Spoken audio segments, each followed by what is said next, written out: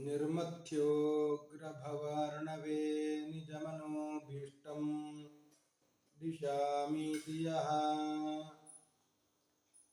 सम्यग्ज्ञापयितुं करेण विलसन् मन्थानमन्येन च रम्यं दाम ददन्महेशरतग्रामश्रियोऽलङ्कृतिः कर्मन्देश्वरभक्तिबन्धनवशः प्रीतोऽस्तु कृष्णप्रभुः। नमस्ते प्राणेश प्रणतविभवायावनिमगाः नमः स्वामिन् रामप्रियतमः हनुमन् गुरुगुण नमस्तुभ्यं भीमप्रबलतमकृष्णेष्टभगवन् नमः श्रीमन्मध्वप्रदिशसुदृशन्नो जय जय। तपो विद्या विरक्त्यादि सद्गुणो गाकरानहं वादिराजगुरून् वन्दे हयग्रीवदयाश्रयान् मूकोऽपि यत्प्रसादेन मुकुन्दशयनायते राजराजायते रिक्तो राघवेन्द्रं तमाश्रये। तपस्वाध्याय शुश्रूषा कृष्णपूजारतं मुनिम् विश्वेशमिष्टदं वन्दे परिव्राटचक्रवर्तिनम्। हरिः ओम्। जन्माद्यस्य यतोऽन्वयादितरतश्चार्तेष्वभिज्ञस्वराट् तेने ब्रह्महृदाय आदिकवये मुह्यन्ति यं सूरयः। तेजो वारिमृदां यथा विनिमयो यत्र त्रिसर्गो मृषा दाम्ना स्वेन सदा निरस्तकुहकम् सत्यं परं धीमहि।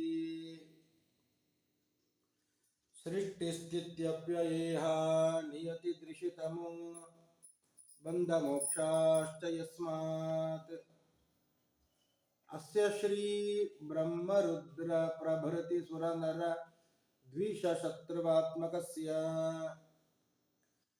विष्णोर्व्यस्ताः समस्ताः सकलगुणनिधिः सर्वदोषव्यपेतः पूर्णानन्दो व्ययो यो भूरिरपि परमः चिन्तयेतं महान्तम्। निगमकल्पतरोर्गलितं फलं शुकमुखादमृतद्रवसंयुतं पिबत भागवतं रसमालयं मुहुरहो रसिकाः भुवि भावुकाः यं प्रौरजन्तमनुपेतमपेतकृत्यं द्वैपायनो विरहकातर आजुहाव पुत्रेति तन्मयतया तरवोऽभिनेदुः तं सर्वभूतहृदयं मुनिमानतोऽस्मि। नारायणं नमस्कृत्य नरं चैव नरोत्तमं देवीं सरस्वतीं व्यासं ततो जयमुदीरये। गोवर्धनधरं वन्दे गोपालं गोपरूपिणं गोकुलोत्सवमीशानं गोविन्दं गोपिकाप्रियम्। श्री गुरुभ्यो नमः। हरि ओम्। ಶ್ರೀಮದ್ಭಾಗವತ ಪ್ರತಿಪಾದ್ಯ ಗೋಪಾಲಕೃಷ್ಣ ದೇವರ ಚರಣಾರವಿಂದಗಳಲ್ಲಿ ಭಕ್ತಿ ನಮನವನ್ನು ಅರ್ಪಣೆ ಮಾಡುತ್ತಾ ಇವತ್ತಿನ ಭಾಗವತ ಪ್ರವಚನವನ್ನು ಆರಂಭ ಮಾಡುತ್ತಾ ಇದ್ದೇನೆ.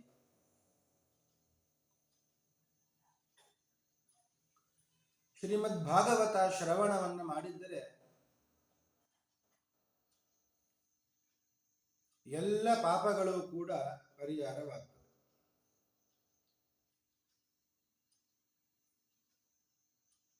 ಪಾಪ ಪರಿಹಾರಕವಾದಂತಹ ಶ್ರೀಮದ್ ಭಾಗವತ ಕಥೆಗೆ ಸಮಾನವಾದಂತಹ ಕಥೆ ಬೇರೆ ಯಾವುದೂ ಇಲ್ಲ ಅಂತ ವೇದವ್ಯಾಸರು ಪದ್ಮಪುರಾಣದಲ್ಲಿ ನಿರೂಪಣೆ ಮಾಡ್ತಾ ಇದ್ದಾರೆ. ಅಥೋ ನೃಲೋಕೆ ನನು ನಾಸ್ತಿ ಕಿಂಚಿತ್ ಚಿತ್ತಸ್ಯ ಶೋಧಾಯ ಕಲವು ಪವಿತ್ರಂ. ಕಲಿಯುಗದಲ್ಲಿ ತುಂಬಾ ಪವಿತ್ರವಾದದ್ದು ಚಿತ್ತ ಶುದ್ಧಿಗಾಗಿ, ಮನಸ್ಸಿನ ಶುದ್ಧಿಗಾಗಿ ಇರುವಂಥದ್ದು. ಅಘೌಘ ವಿಧ್ವಂಸಕರಂ ತಥೈವ ಕಥಾ ಸಮಾನಂ ಭುವಿ ನಾಸ್ತಿ ತಾನ್ಯತ್. ಅಘೌಘ ವಿಧ್ವಂಸಕರಂ, ದೊಡ್ಡ ಪಾಪದ ಪರಿಹಾರಕವಾದಂತಹ ಶ್ರೀಮದ್ ಭಾಗವತಕ್ಕೆ ಸಮಾನವಾದಂತಹ ಕತೆ ಬೇರೆ ಯಾವುದು ಲೋಕದಲ್ಲಿ ಇಲ್ಲ.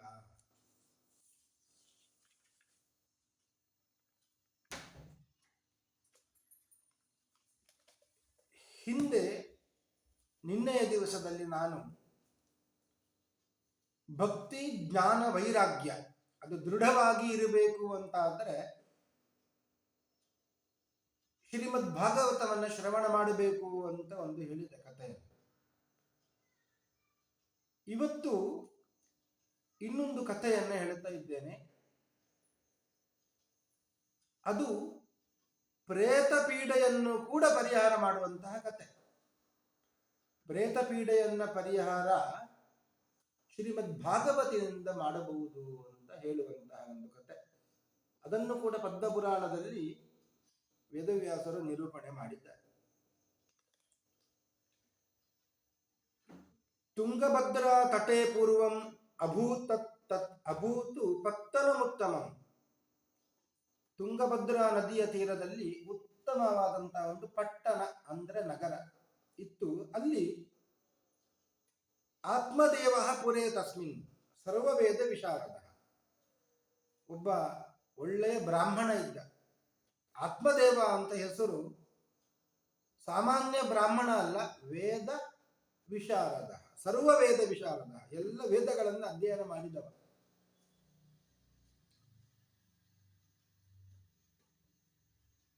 ಅಂತಹ ವೇದ ವಿಶಾರದನಾದಂತಹ ಆತ್ಮದೇವನಿಗೆ ಒಬ್ಬಳು ಪತ್ನಿ, ಅವಳು ಹೆಸರು ದುಂದುಲಿ ಅಂತ ಇದ್ಲು. ಹೇಗೆ ಇದ್ಲು ಅಂದ್ರೆ ಲೋಕವಾರ್ತ ರಥ ಕ್ರೂರ ಪ್ರಾಯಶೋ ಬಹುದಲ್ಪಿಕ ಶೂರಾತ ಗೃಹಕರ್ತೇಶು ಕೃಪಣ ಕಲಹ ಪ್ರಿಯ.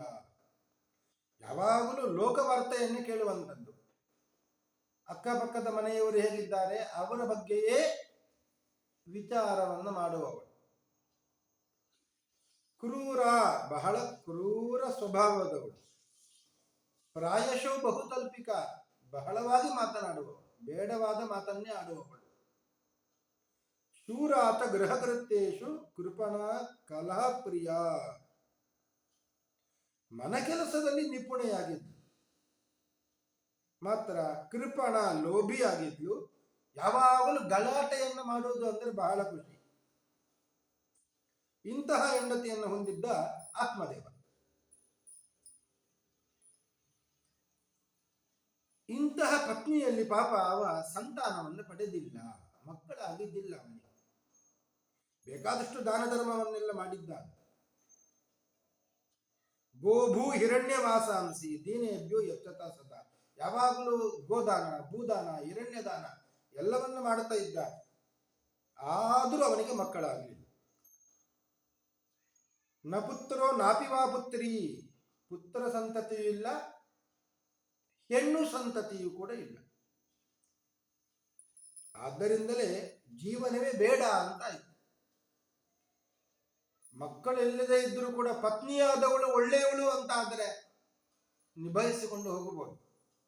ಈ ಪತ್ನಿಯು ಕೂಡ ಕೃಪಣ ಕಲಹ ಪ್ರಿಯ, ಯಾವಾಗಲೂ ಗಲಾಟೆಯನ್ನೇ ಮಾಡುವವಳು. ಮತ್ತೆಲ್ಲಿ ಸಂಸಾರದಲ್ಲಿ ಸುಖ? ದುಃಖದಿಂದ ಮನೆಯನ್ನು ಬಿಟ್ಟು ಹೊರಟ. ಕಾಡಿಗೆ ಹೋದ. ಇನ್ನೇನು ನನಗೆ ಬೇಡ ಅಂತ ಕಾಡಿಗೆ ಹೋದಾಗ ಅಲ್ಲಿ ಒಬ್ಬರು ಸನ್ಯಾಸಿ ಸಿಕ್ಕಿದ್ರು. ಸನ್ಯಾಸಿಯಲ್ಲಿ ನಮಸ್ಕಾರ ಮಾಡಿ ಹೇಳಿದ, ಮನೆಯನ್ನು ಬಿಟ್ಟು ಬಂದಿದ್ದೇನೆ, ಹೀಗೆ ಆಗಿದೆ ಅಂತ. ಅನುಗ್ರಹ ಮಾಡಿ ಅಂತಲೂ ಕೂಡ ಕೇಳಿದೆ. ಆಗ ಸನ್ಯಾಸಿಗಳು ಹೇಳಿದ್ರು, ಬಹಳ ಜ್ಞಾನಿಗಳು ಅವರು. ಅವರು ಹೇಳ್ತಾರೆ, ಶೃಣು ವಿಪ್ರಮಯ ತೇದ್ಯ ಪ್ರಾರಬ್ಧಂ ತು ವಿಲೋಕಿತಂ ಸಪ್ತಧರ್ಮ ವಧಿತವ ಪುತ್ರೋ ನೈವತ ನೈವತ. ಎಂತಹ ಪ್ರಾರಬ್ಧವನ್ನು ನೋಡಿದ್ರು ಅವರು. ಈ ಆತ್ಮದೇವನ ಪೂರ್ಣ ಜಾತಕ ವಿಮರ್ಶನೆ ಮಾಡಿದ್ರು ಅಂತ. ಈ ಜನ್ಮದ್ದಲ್ಲ, ಜನ್ಮ ಜನ್ಮಾಂತರದ್ದು ಪ್ರಾರಬ್ಧವನ್ನ ವಿಲೋಕನ ಮಾಡಿದ್ರು, ಅವಲೋಕನ ಮಾಡಿದ್ರು. ಅವನಿಗೆ ಇನ್ನು 7 ಜನ್ಮದವರೆಗೆ ಸಂತತಿ ಆಗುವುದಿಲ್ಲ ಅಂತ. ಸಪ್ತ ಜನ್ಮಾವಧಿ ತವ ಪುತ್ರೋ ನೈವತ ನೈವತ. ಇನ್ನೂ 7 ಜನ್ಮ, ಈ ಜನ್ಮದಲ್ಲಿ ಮಾತ್ರ ಅಲ್ಲ, ಇನ್ನೂ 7 ಜನ್ಮದಲ್ಲಿ ನಿನಗೆ ಸಂತತಿ ಆಗುವ ಲಕ್ಷಣ ಇಲ್ಲ, ಯೋಗವೇ ಇಲ್ಲ. ಅದು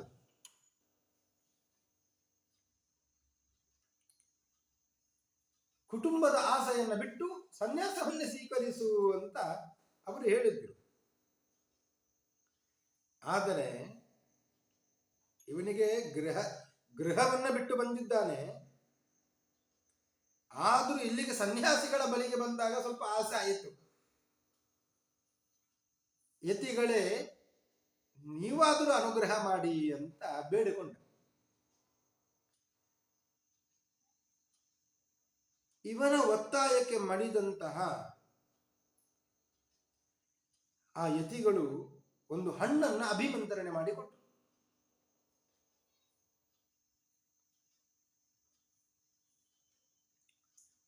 ಹಣ್ಣನ್ನು ಅಭಿಮಂತ್ರಣೆ ಮಾಡಿಕೊಟ್ಟರು.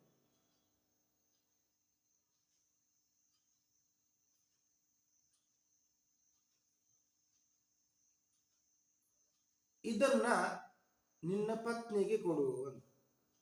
ಇದಂ ಭಕ್ಷಯ ಪತ್ನಿಯ ತ್ವಂ ತತಃ ಪುತ್ರೋ ಭವಿಷ್ಯತಿ. ನಿನ್ನ ಪತ್ನಿಗೆ ತಿನ್ನಿಸು, ನಿನಗೆ ಒಬ್ಬ ಮಗನಾಗ್ತಾನೆ.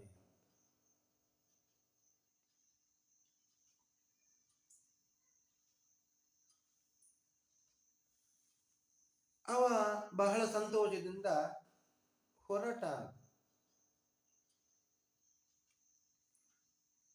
ಮನೆಗೆ ಹೊರಟ. ಪತ್ನಿಗೆ ಕೊಟ್ಟ ಆ ಹಣ್ಣನ್ನು.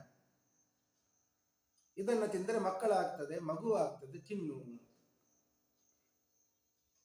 ಅವಳು ಯೋಚನೆ ಮಾಡಿದ್ಲು, ಅಹೋ ಚಿಂತ ಮಮೋತ್ಪನ್ನ ಫಲಂ ಚಾಹಂ ನ ಭಕ್ಷಯೇ. ಗಂಡನ ಬಳಿ ಹೇಳ್ತಾಳೆ ಆಯಿತು ಅಂತ. ಆದರೆ ತಾನು ಯೋಚನೆ ಮಾಡಿದ್ಲು, ನನಗೆ ಇದು ಬೇಡ ಅಂತ, ನಾನು ಇದನ್ನು ಸ್ವೀಕಾರ ಮಾಡುವುದಿಲ್ಲ. ಯಾಕೆ ಅಂದರೆ, ಒಂದು ವೇಳೆ ಮಗುವಾದರೆ ಲಾಲನೆ ಪಾಲನೆ ದುಃಖಂ ಪ್ರಸೂತ ಯಾಶ್ಚ ವರ್ತದೆ. ಆ ಮಗುವನ್ನ ಹೊಟ್ಟೆಯಲ್ಲಿ ಇಟ್ಟುಕೊಳ್ಳಬೇಕು, ಎಷ್ಟು ಕಷ್ಟ. ಇನ್ನು ಹುಟ್ಟಿದ ಮೇಲೆ ಹುಟ್ಟುವಾಗ ಎಷ್ಟು ಕಷ್ಟ, ಪ್ರಸವ ವೇದನೆ. ಆಮೇಲೆ ಅವುಗಳನ್ನ, ಆ ಮಗುವನ್ನು ಸಾಕುವಂಥದ್ದು, ಲಾಲನೆ ಪಾಲನೆ, ಇದೆಲ್ಲ ಬಹಳ ಕಷ್ಟ. ಇದಕ್ಕಿಂತ ಒಂದ್ಯಾವ ವಿಧವಾ ನಾರಿ ಸುಖಿನಿ ಚೇತಿ ಮೇಮತಿ. ಯಾರು ಬಂಜೆ ಆಗಿರ್ತಾರೋ, ಯಾರು ವಿಧವೆ ಆಗಿರ್ತಾರೋ ಅವರೇ ಸುಖದಿಂದ ಇರುವವರು, ಮಕ್ಕಳು ಬೇಡಪ್ಪ ಅಂತ ಯೋಚನೆ ಬಂತು. ಹೀಗೆ ಕುತರ್ಕವನ್ನ ಮಾಡಿ ಏನು ಮಾಡಿದ್ಲು, ಅದನ್ನ ಫಲವನ್ನ ತಿಂದಿರಲಿಲ್ಲ. ಫಲ ಬೇಡ ಅಂತ ಆಯ್ತು. ಅಷ್ಟೊತ್ತಿಗೆ ಆಗಲೇ ಏಕದಾ ಭಗಿನಿ ತಸ್ಯಾಹ ತದ್ಗೃಹಂ ಸ್ವೇಚ್ಛಯಾಗತ. ಆ ಕಾಲದಲ್ಲಿಯೇ ಅಲ್ಲಿಗೆ ಅವಳ ಭಗಿನಿ ತಂಗಿ ಬಂದಳು. ತಂಗಿಯ ಬಳಿ ಎಲ್ಲ ವಿಷಯವನ್ನೆಲ್ಲ ಹೇಳಿದ್ಲು. ಹೀಗೆ ಆಗಿದೆ, ಫಲವನ್ನು ತಿಂದಬೇಕು, ಮಗುವಾಗ್ತದೆ ಅಂತ. ಇವಳು ಕೂಡ ಕುಟಿಲೆ. ಇವಳು ಒಂದು ಉಪಾಯವನ್ನು ತಿಳಿಸಿಕೊಟ್ಲು. ಆ ಹಣ್ಣನ್ನು ತಿಂದಿದ್ದೇನೆ ಅಂತ ಹೇಳು,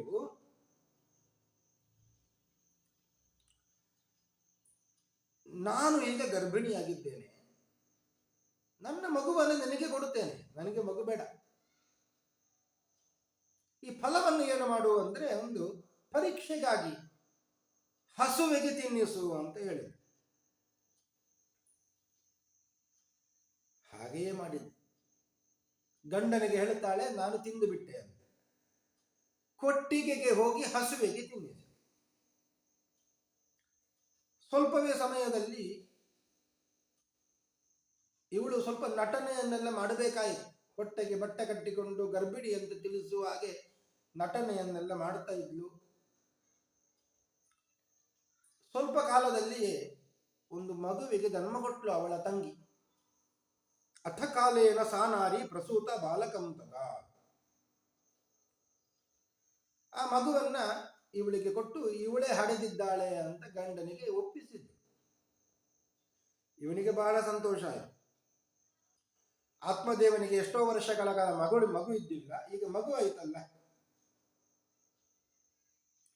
ಜಾತಕರ್ಮ ನಾಮಕರಣ ಎಲ್ಲ ಮಾಡಿ ದುಂದುಕಾರಿ ಅಂತ ಹೆಸರನ್ನ ಇಟ್ಟ. 3 ತಿಂಗಳಾಗಿದೆ ಅಷ್ಟೇ. ಈ ದುಂದುಕಾರಿ ಹುಟ್ಟಿ ಕೊಟ್ಟಿಗೆಯಲ್ಲಿ ಒಂದು ಹಸು, ಆ ಹಣ್ಣನ್ನು ತಿಂದ ಹಸು, ಅದು ಒಂದು ಮಗುವಿಗೆ ಜನ್ಮ ಕೊಟ್ಟಿತ್ತು. ಅದು ಎಂತಹ ಮಗು ಅದು! ಹಸು ಕರುವಿಗೆ ಜನ್ಮ ಕೊಡಬೇಕು, ಆದರೆ ಮಗುವಿಗೆ ಜನ್ಮ ಕೊಟ್ಟಿತ್ತು. ಆ ಮಗುವಿನ ಕಿವಿ ಮಾತ್ರ ಹಸುವಿನಂತೆ, ಇಡೀ ದೇಹ ಅದು ಮನುಷ್ಯನೇ.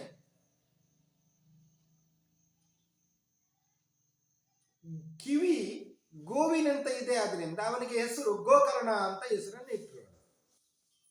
ಆತ್ಮದೇವನಿಗೆ ಬಹಳ ಸಂತೋಷ ಆಯಿತು. ಮನೆಯಲ್ಲಿ ಒಂದು ಮಗು ಆಯಿತು, ಕೊಟ್ಟಿಗೆಯಲ್ಲಿ ಒಂದು ಮಗು ಆಯಿತು, ಹಸುವಿನ ಕೊಟ್ಟಿಗೆಯಲ್ಲಿ ಒಂದು ಮಗು ಆಯಿತು. 2 ಮಕ್ಕಳಾಯ್ದ್ರಲ್ಲ, ಬಹಳ ಸಂತೋಷ ಆಯಿತು. ಆದರೆ ಈ ಗೋಕರ್ಣ ಅಂತ ಏನು ಇದ್ದಾನೆ, ಇವ ಋಷಿಗಳ ಹಣ್ಣಿನಿಂದ ಹುಟ್ಟಿದವ. ಆದ್ದರಿಂದಲೇ ಗೋಕರ್ಣ ಪಂಡಿತೋ ಜ್ಞಾನಿ, ಒಳ್ಳೆಯ ಪಂಡಿತ, ಒಳ್ಳೆಯ ಜ್ಞಾನಿ ಅಂತ. ದುಂದುಕಾರಿ ಮಹಾಕಲಹ, ಬಹಳ ದುಷ್ಟ. ಈ ದುಂದುಕಾರಿ ಬಹಳ ದೊಡ್ಡ ದುಷ್ಟ ಆಗಿಬಿಟ್ಟ. ಎಂತಹ ದುಷ್ಟ ಅಂದ್ರೆ, ಅವ ಈ ಮಕ್ಕಳನ್ನೆಲ್ಲ ಆಟ ಆಡ್ಲಿಕ್ಕೆ ಕರ್ಕೊಂಡು ಹೋಗುದು, ಬಾವಿಗೆ ಬೀಳಿಸಿ ಬರ್ತಾ ಇದ್ದ. ಅಷ್ಟು ದೊಡ್ಡ ಕ್ರೂರಿ.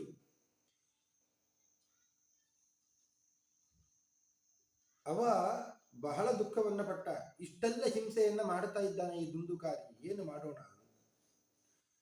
ಯೋಚನೆ ಮಾಡಿದ ಅಂತೆ. ವಂದ್ಯತ್ವಂತು ಸಮೀಚೀನಂ ಕುಪುತ್ರೋ ದುಃಖದಾಯಕ. ಯೋಚನೆ ಮಾಡಿದ್ದು ಏನು ಅಂದ್ರೆ, ಯಾರು ಬಂಜೆಯರಿದ್ದಾರೆ, ಆಗದವರಿದ್ದಾರೆ, ಅವರೇ ಸುಖಿಗಳು. ಕುಪುತ್ರಂ ದುಃಖದಾಯಕ, ಕುಪುತ್ರ ದುಃಖದಾಯಕ.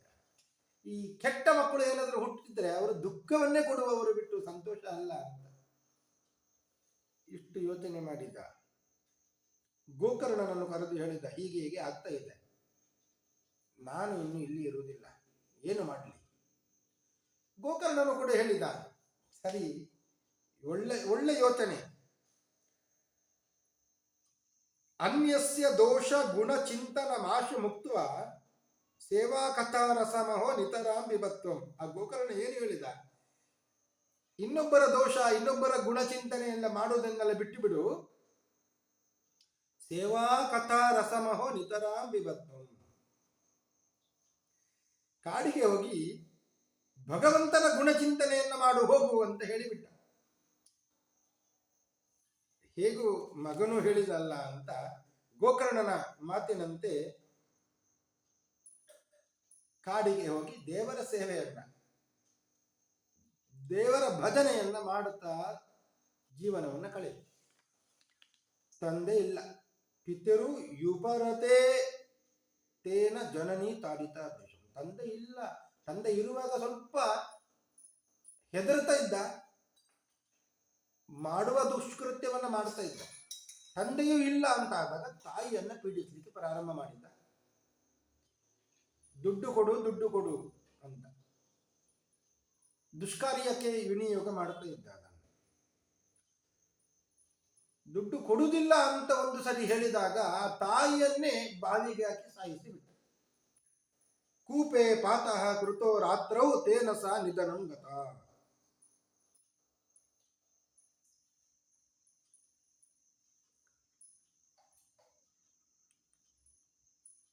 ಅವಳ ಕಾರ್ಯವನ್ನೆಲ್ಲ ಮಾಡಿ ಗೋಕರ್ಣ ಹೊರಟ. ದುಂದುಕಾರಿ ಅವಳನ್ನ ಕೊಂದ. ಗೋಕರ್ಣನಿಗೆ ಇದೆಲ್ಲ ಸಹಿಸಲಿಕ್ಕೆ ಆಗಿಲ್ಲ. ಅವನು ಕೂಡ ತೀರ್ಥಯಾತ್ರೆ ಮಾಡುತ್ತೇನೆ ಅಂತ ಹೋದ.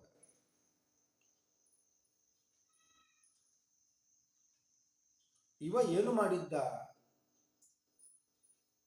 ಹಣವನ್ನೆಲ್ಲ ಸಂಗ್ರಹ ಮಾಡಿ ವೇಶ್ಯ ವಾಟಿಕೆಯನ್ನ ಮಾಡಿದ್ದ. ಮನೆಯಲ್ಲಿ ಯಾರೂ ಇಲ್ಲ ಅಂತಾದಾಗ ಇದನ್ನ ಈ ಮನೆಯನ್ನೇ ವೇಶ್ಯ ಗೃಹವನ್ನಾಗಿ ಮಾಡಿಬಿಟ್ಟ. ಈ ಎಲ್ಲ ವೇಶ್ಯೆಯರು ಕೂಡ ಒಮ್ಮೆ ಯೋಚನೆ ಮಾಡಿದ್ರು. ಈಗ ಆಗಾಗ ಬಂದು ಹೋಗ್ತಾ ಇರುವಾಗ ದುಡ್ಡು ಸಂಪಾದನೆ ಆಗ್ತದೆ, ಇವನನ್ನೇ ಕೊಂದು ಬಿಟ್ರೆ ಹೇಗೆ, ಈ ಮನೆಯೇ ನಮ್ಮದಾಗಿ ಬಿಡುತ್ತದೆ ಅಂತ ಎಲ್ಲ ವೇಶ್ಯೆಯರು ಯೋಚನೆ ಮಾಡಿ ಇವನನ್ನೇ ಕೊಂದು ಬಿಟ್ರು.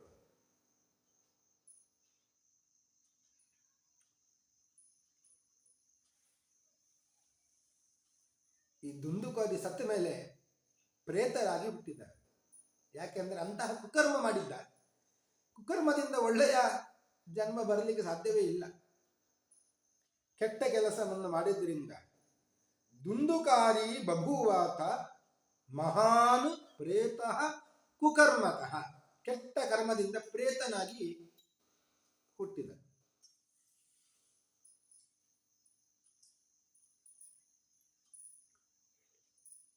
ಇನ್ನು ಗೋಕರ್ಣ ತೀರ್ಥಕ್ಷೇತ್ರಕ್ಕೆ ಹೋಗಿದ್ದ. ತನ್ನ ಸಹೋದರನ ಸಾವಿನ ವಿಷಯ ಹೇಗೋ ಗೊತ್ತಾಯಿತು. ಸುಮಾರು ದಿವಸ ಆದಮೇಲೆ ಗಯಾ ಶ್ರಾದ್ದವನ್ನೆಲ್ಲ ಮಾಡಿದ ಅಂತ. ಅಲ್ಲಿ ತೀರ್ಥಯಾತ್ರೆಯನ್ನು ಮುಗಿಸಿ ಬಂದ.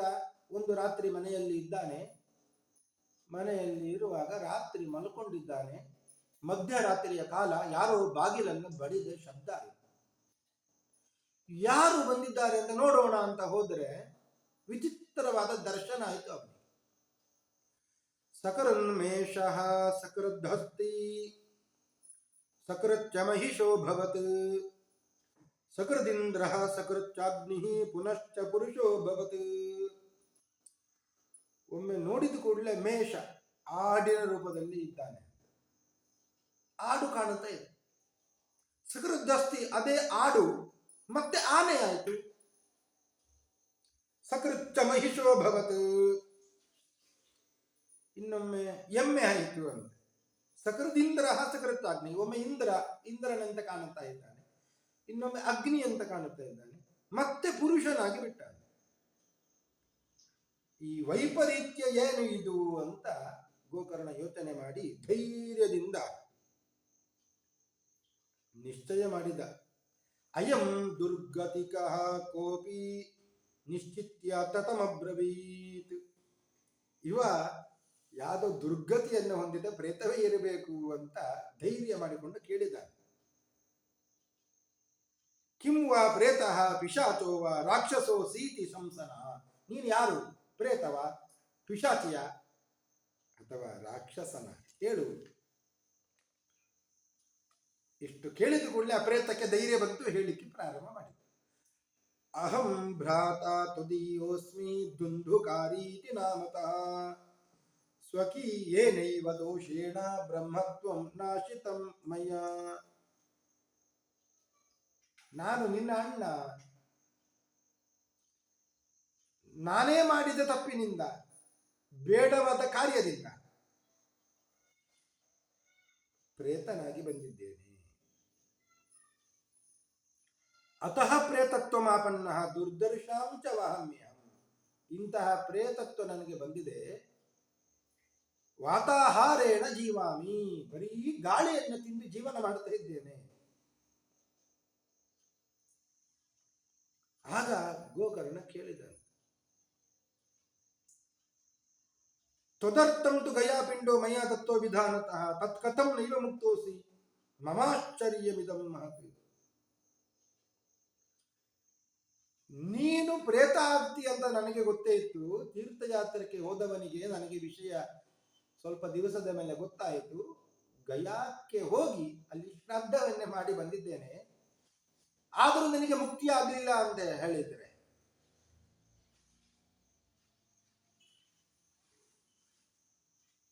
ಉಪಾಯೋ ನಾಪರಸ್ತ್ರೀಹ, ಗಯಾಶ್ರಾದ್ದಾತ ನಾ ಮುಕ್ತಿ ಇಷ್ಟೇ, ಗಯಾಶ್ರಾದ್ದದಿಂದಲೇ ಮುಕ್ತಿ ಇಲ್ಲ ಅಂದ ಮೇಲೆ ಇನ್ನು ಬೇರೆ ಉಪಾಯ ನನ್ನಲ್ಲಿ ಇಲ್ಲಪ್ಪ, ನೀನೇ ಹೇಳು ಅಂತ ಪ್ರೇತಕ್ಕೆ ಕೇಳಿದ. ಆ ಪ್ರೇತ ಹೇಳಿತು, ಗಯಾ ಶ್ರಾದ್ದಶತೇನಾಪಿ ಮುಕ್ತಿರ್ಮೇನ ಭವಿಷ್ಯತಿ. ಆ ಪ್ರೇತ ಹೇಳಿದ ಮಾತು, ನೀನು ಗಯಾ ಶ್ರಾದ್ದ ಮಾಡಿ ಬಂದಿ, ಅದು ಎಷ್ಟು ಮಾಡಿದ್ದು? ಒಂದು ಶ್ರಾದ್ದ ಮಾಡಿ ಬಂದಿದ್ದು, ಒಮ್ಮೆ ಗಯಕ್ಕೆ ಹೋಗಿ ಒಮ್ಮೆ ಶ್ರಾದ್ದ ಮಾಡಿ ಬಂದಿದ್ದು. ಅಂತಹ ಶ್ರಾದ್ದ 100 ಬಾರಿ ಮಾಡಿ ಬಾ, ಆದ್ರೂ ನನಗೆ ಮುಕ್ತಿ ಆಗುವುದಿಲ್ಲ. ಉಪಾಯಂ ಅಪರಂ ಕಂಚಿತ್ ತುಂ ವಿಚಾರಯ ಸಾಂಪ್ರತಂ. ಏನಾದರೂ ಬೇರೆ ಉಪಾಯ ಏನಾದರೂ ಇದ್ರೆ ಹೇಳು. ಇದು ಸಾಧ್ಯ ಇಲ್ಲ, ಗಯಾಶ್ರಾದ್ದದಿಂದ ಆಗುವಂಥದ್ದಲ್ಲ. 100 ಗಯಾಶ್ರಾದ್ದ ಮಾಡಿ ಬಂದ್ರು ನನಗೆ ಮುಕ್ತಿ ಸಿಗುವುದಿಲ್ಲ. ಹಾಗಂತ ಹೇಳಿ ಗಯಾಶ್ರಾದ್ದ ಅದು ಸಣ್ಣದು ಅಂತ ಅರ್ಥ ಅಲ್ಲ, ನಾನು ಮಾಡಿದ ಕುಕೃತ್ಯ ಪಾಪ ಕಾರ್ಯ ಅದು ಬಹಳ ದೊಡ್ಡದಿದೆ ಅಂತ. ಹೌದಾ, ಸರಿ ಅಂತ ಆಯಿತು, ನೋಡುತ್ತೇನೆ ಅಂತ ಈ ಗೋಕರ್ಣ ಬೆಳಿಗ್ಗೆ ಎದ್ದವನೇ ಸೂರ್ಯನಾರಾಯಣನನ್ನು ತಪಸ್ಸು ಮಾಡಿದ್ದಾನೆ. ಸೂರ್ಯನಾರಾಯಣವನ್ನು ಪ್ರತ್ಯಕ್ಷನಾಗಿ ಹೇಳುತ್ತಾನೆ, ಶ್ರೀಮದ್ ಭಾಗವತಾನ್ ಮುಕ್ತಿ ಸಪ್ತಾಹಂ ವಾಚನಂ ಕುರು. ಪ್ರೇತ ಪೀಡೆ ಪರಿಹಾರ ಆಗ್ತದೆ, ಅವನಿಗೆ ಪ್ರೇತತ್ವ, ನಿನ್ನ ಅಣ್ಣನಿಗೆ ಪ್ರೇತತ್ವ ನಿವೃತ್ತಿ ಆಗ್ತದೆ. ಯಾವಾಗ ಅಂದ್ರೆ ಸಪ್ತಾಹ ವಾಚನಂ ಕುರು, ಶ್ರೀಮದ್ ಭಾಗವತ ಸಪ್ತಾಹ ಯಜ್ಞವನ್ನ ಮಾಡಿಸು, ನೀನೇ ಮಾಡು, ಆಗ ಅವನಿಗೆ ಮುಕ್ತಿ ಆಗ್ತದೆ.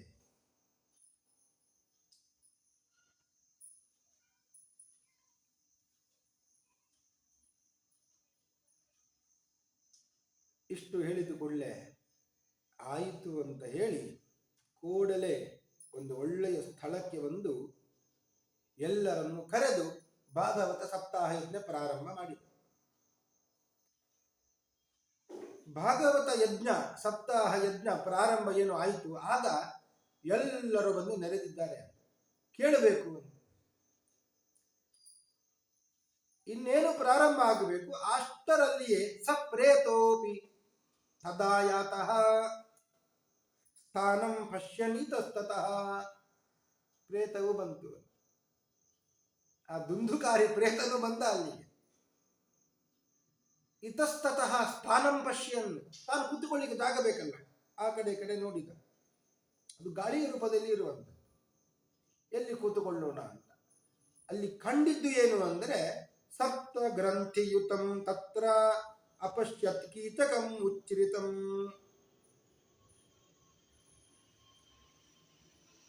ಅಲ್ಲಿ 7 ಗಂಟು ಇರುವಂತಹ ಒಂದು ನೇರವಾದಂತಹ ಬಿದಿರು ಇತ್ತು, ಬಿದಿರಿನ ಕೋಲು 7 ಗಂಟು ಇತ್ತು ಅಂತ ಹೇಳ್ತಾರೆ.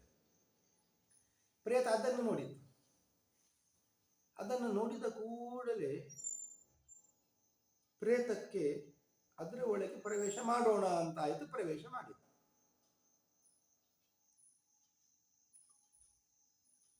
ಅವತ್ತಿನ ಉಪನ್ಯಾಸ ಮುಗಿಲಿಕ್ಕೆ ಬಂತು. ದಿನಾಂತೆ ರಕ್ಷಿತ ಗಾಥಾ ತದಾ ಚಿತ್ರಂ ಬಭೂವ.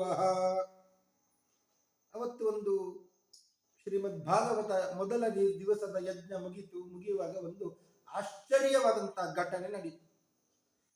ಬಿದಿರಿನಲ್ಲಿ ಪ್ರೇತ ಕೂತುಕೊಂಡು ಕೇಳುತ್ತಾ ಇದೆ. ಅದು ಒಂದು ಗಂಟು, ಅದರ ಬಿದಿರಿನ ಗಂಟು ಒಡೆಯಿತು ಅಂತ. 7 ಗಂಟು ಇರುವಂತಹ ಒಂದು ಬಿದಿರಿನ ಕೋಲು, ಒಂದು ಗಂಟು ಒಡೆಯಿತು. ವಂಶ ಏಕ ಗ್ರಂಥಿ ಭೇದೋ ಭೂತ್ ಸಶಬ್ದಂ ಪಶ್ಯತಾಂ ಸತಾಂ. ಎಲ್ಲರೂ ನೋಡ್ತಾ ಇದ್ದಾರೆ, ದೊಡ್ಡ ಸ್ಫೋಟ, ಬಹಳ ಆಶ್ಚರ್ಯ ಎಲ್ಲರಿಗೂ. ಅವತ್ತಿಂದು ಮುಗಿತು, ಇನ್ನು ಮರು ದಿವಸದ್ದು ಆಗಬೇಕು. ಎಲ್ಲರೂ ಬಂದಿದ್ದಾರೆ, ಬಹಳ ಜನ ಬಂದರಂತೆ. ಭಾಗವತ ಮುಗಿದು ಕೂಡಲೇ ಏನೋ ಒಂದು ದೊಡ್ಡ ಸ್ಫೋಟ ಆಗ್ತದೆ, ಅದನ್ನು ನೋಡ್ಲಿಕ್ಕಾಗಿ ಇವಾಗ ಬಂದಿದ್ದಾರೆ. ದ್ವಿತೀಯೇ ತಥಾ ಸಾಯಂ ದ್ವಿತೀಯ ಗ್ರಂಥಿ ಭೇದನಂ. 2ನೇ ದಿವಸವೂ ಕೂಡ ಹಾಗೆ ಆಯಿತು. ಎರಡನೆಯ ಗಂಟು ಅದು ಒಡೆಯಿತು. ತೃತೀಯೇ ನಿತತ ಸಾಯಂ ತೃತೀಯ ಗ್ರಂಥಿ ಭೇದನಂ. ಮೂರನೇ ದಿವಸ ಸಾಯಂಕಾಲ ಮುಗಿದ ಮೇಲೆ ಮೂರನೇ ಗಂಟು ಹೊಡಿತು. ಏವಂ ಸಪ್ತ ದಿನೈಶ್ಚೈವ ಸಪ್ತ ಗ್ರಂಥಿ ವಿಭೇದನಂ. 7 ದಿವಸಕ್ಕೆ 7 ಗಂಟು ಆ ಬಿದಿರಿನ ಗಂಟು ಹೊಡೆಯಿತು. ದಿವ್ಯ ರೂಪಧರೋ ಜಾತಃ ತುಳಸೀದಾಮ ಮಂಡಿತ. ಆ ಬಿದಿರಿನಿಂದ ಒಬ್ಬ ದಿವ್ಯ ಪುರುಷ ಬಂದ. ದಿವ್ಯ ರೂಪಧರೋ ಜಾತಃ, ತುಳಸಿ ಮಾಲೆಯನ್ನ ಹಾಕಿಕೊಂಡು, ಪೀತವಾಸ ಘನಶ್ಯಾಮ ಮುಕುಟಿ ಕುಂಡಲಾನ್ವಿತ, ಒಳ್ಳೆಯ ಪಟ್ಟೆ ಪೀತಾಂಬರವನ್ನು ಉಟ್ಟುಕೊಂಡು, ಮುಕುಟವನ್ನ, ಕಿರೀಟವನ್ನ, ಕುಂಡಲವನ್ನ ಧರಿಸಿಕೊಂಡಂತಹ ದಿವ್ಯ ಪುರುಷ ಬಂದವನೇ ನಮಸ್ಕಾರ ಮಾಡಿದ. ನನಾಮ ಭ್ರಾತರಂ ಸದ್ಯ ಗೋಕರ್ಣಂ ಇತಿ ತಾಬ್ರವೀತ್. ತಮ್ಮನನ್ನ ನಮಸ್ಕಾರ ಮಾಡಿ ಹೇಳಿದ, ತ್ವಯಾಹಂ ಮೋಚಿತೋ ಬಂಧೋ ಕೃಪಯಾ ಪ್ರೇತ ಕಶ್ಮಲಾತ್. ನಿನ್ನಿಂದ ಇವತ್ತು ನಾನು ಮುಕ್ತನಾಗಿದ್ದೇನೆ, ಈ ಪ್ರೇತ ಯೋನಿಯಿಂದ ಮುಕ್ತನಾಗಿ ಬಿಟ್ಟಿದ್ದೇನೆ. ಧನ್ಯ ಭಾಗವತಿ ವಾರ್ತಾ ಪ್ರೇತ ಪೀಡಾ ವಿನಾಶಿನಿ. ಎಂತಹ ಭಾಗವತ! ಈ ಭಾಗವತದ ಕತೆ ಪ್ರೇತ ಪೀಡಾ ವಿನಾಶಿನಿ. ಆ ದುಂದುಕಾರಿ ಪ್ರೇತ ಆಗಿದ್ದ, ಪ್ರೇತತ್ವದಿಂದ ಬಿಡುಗಡೆ ಆಗಿ ದಿವ್ಯ ರೂಪವನ್ನು ಧರಿಸಿಕೊಂಡಂತಹವ ಹೇಳ್ತಾನೆ, ಎಂತಹ ಶ್ರೀಮದ್ ಭಾಗವತ ಕತೆ! ಅದು ಪ್ರೇತ ಪೀಡೆಯನ್ನ, ಪ್ರೇತತ್ವವನ್ನ ನಾಶ ಮಾಡುವಂಥದ್ದು, ಪ್ರೇತತ್ವದಿಂದ ಮುಕ್ತಿಯನ್ನು ಕೊಡುವಂಥದ್ದು. ಸಪ್ತಾಹೋಪಿ ತಥಾ ಧನ್ಯ ಕೃಷ್ಣ ಲೋಕ ಫಲಪ್ರದ. ಸಪ್ತಾಹ ಯಜ್ಞವನ್ನ ಮಾಡಿಸಿದ್ದರಂತೂ ಮುಗಿತು. ಕೃಷ್ಣ ಲೋಕ ಫಲಪ್ರದ, ಕೃಷ್ಣ ಲೋಕವೇ ಸಿಗ್ತದೆ. ಕೃಷ್ಣನ ಲೋಕವನ್ನೇ, ವೈಕುಂಠಕ್ಕೆ ಹೋಗಬಹುದು.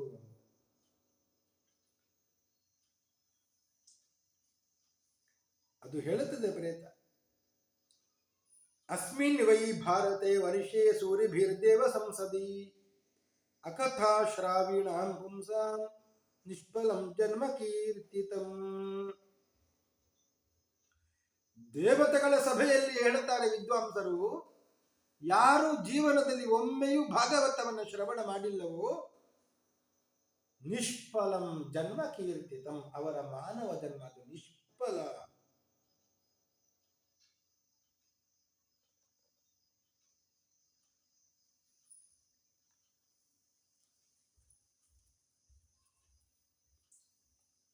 ಹೀಗೆ ಹೇಳುತ್ತಾ ಆ ಪ್ರೇತತ್ವದಿಂದ ಬಿಡುಗಡೆಯಾಗಿ ದಿವ್ಯ ರೂಪವನ್ನು ಧರಿಸಿದಂತಹ ಅವ ವೈಕುಂಠಕ್ಕೆ ಹೋದ.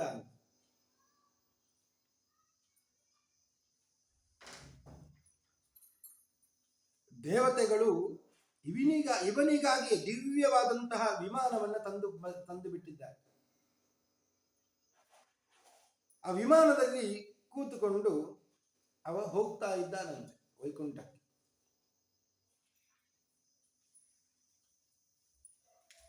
ಆಗ ವಿಮಾನವನ್ನು ತಂದಂತಹ ದೇವತೆಗಳನ್ನೇ ಈ ಗೋಕರ್ಣ ಕೇಳಿದ.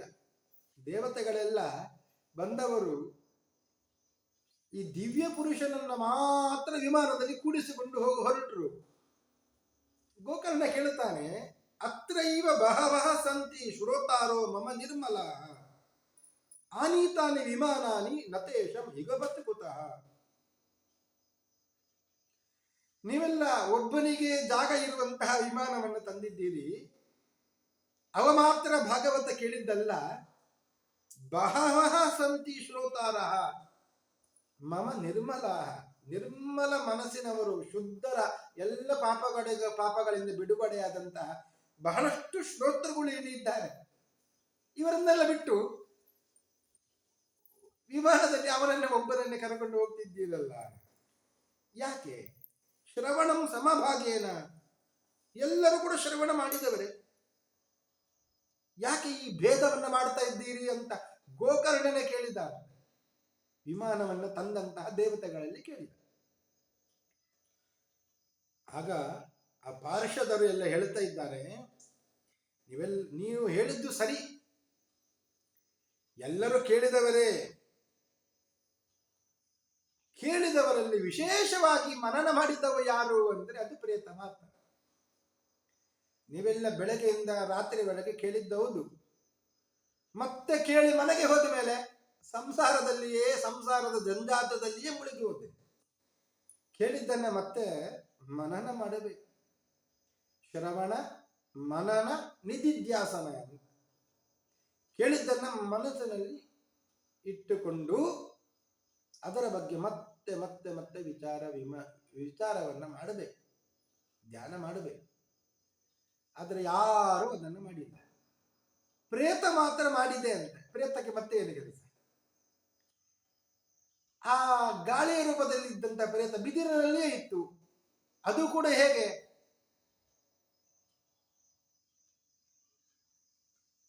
ಯಾವುದೇ ಆಹಾರವನ್ನು ಸ್ವೀಕಾರವನ್ನ ಮಾಡದೆ ಸಪ್ತರಾತ್ರಂ ಉಪೋಷ್ಯೈವ ಪ್ರೇತೇನ ಶ್ರವಣಂ ಕೃತಂ. ಉಪೋಷ್ಯ ಏವ, ಉಪವಾಸದಲ್ಲಿಯೇ ಪ್ರೇತ ಕೇಳಿದ್ದಂತೆ. ಇಲ್ಲಿ ಇದ್ದವರು ಯಾರು ಉಪವಾಸ ಮಾಡಿಲ್ಲ. ಬೇಕಾದಷ್ಟು ತಿಂದು ಎಲ್ಲ ಬಂದಿದ್ದ, ಮತ್ತೆ ಹೋಗಿ ತಿಂದಿದ್ದಾರೆ. ಪ್ರೇತ ಮಾತ್ರ ಉಪೋಷ್ಯೈವ ಶ್ರವಣಂ ಕೃತಂ, ಶ್ರವಣ ಮಾಡಿತು. ಶ್ರವಣ ಆದ್ಮೇಲೆ, ಕೇಳಿ ಆದ್ಮೇಲೆ ಮನನಾದಿ ತಥಾತೇನ ಸ್ಥಿರಚಿತ್ತೆ ಕೃತಂ ವೃಷಂ. ಸ್ಥಿರಚಿತ್ತದಿಂದ ಮನನ ನಿಧಿಧ್ಯಾಸನವನ್ನೆಲ್ಲ ಮಾಡಿತು.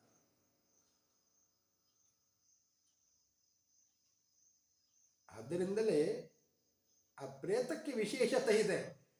ಇಲ್ಲಿ ಇದ್ದವರು ಹಾಗೆ ಮಾಡಿಲ್ಲ, ಯಾರು ಕೂಡ ಆ ರೀತಿಯಾಗಿ ಕೇಳಲಿಲ್ಲ. ಅದೃಢಂ ಚ ಹತಂ ಜ್ಞಾನಂ ಪ್ರಮಾದೇನ ಹತಂ ಶ್ರುತಂ ಸಂದಿಗ್ಧೋ ಹಿ ಹತೋ ಮಂತ್ರೋ ವ್ಯಗ್ರಚಿತ್ತೋ ಹತೋ ಜಪಃ. ಅವರಲ್ಲಿ ಹೇಳ್ತಾರೆ, ಅದೃಢಂ ಚ ಹತಂ ಜ್ಞಾನಂ. ಜ್ಞಾನ ಪಡ್ಕೊಳ್ಳುತ್ತೇವೆ, ತಿಳ್ಕೊಂಡ ಮೇಲೆ ಅದು ದೃಢವಾಗಿ ಮನಸ್ಸಿನಲ್ಲಿ ನಿಲ್ಲಿಲ್ಲ ಅಂದರೆ ಅದು ಜ್ಞಾನವಿರುತ್ತೆ.